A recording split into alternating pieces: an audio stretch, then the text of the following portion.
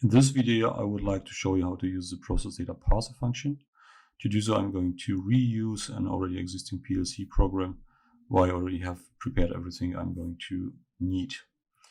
The first step to use the process data parser function is to declare an instance variable of the process data struct, which I'm going to call process data WL9GC, and it is of the type ST process data WL9GC, which we find in our library.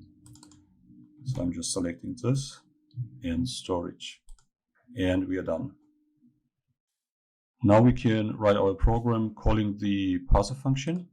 So the value is going to be written to the variable we have just declared.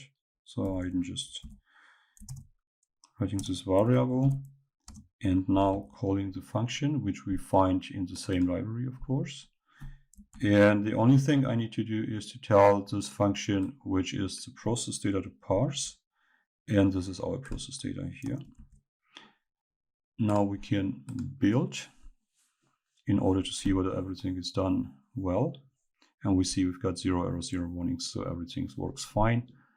We can store and we are done. Finally, we can test our implementation. So I'm going to transmit the code to the PLC.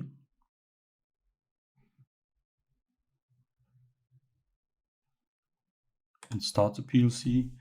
And when we have a look into the process data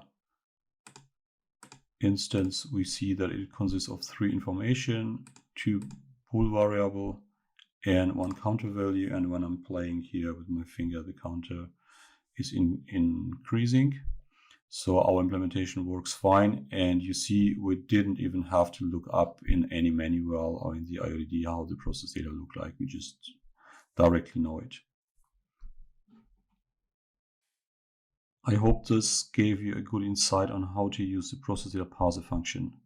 Thank you for watching.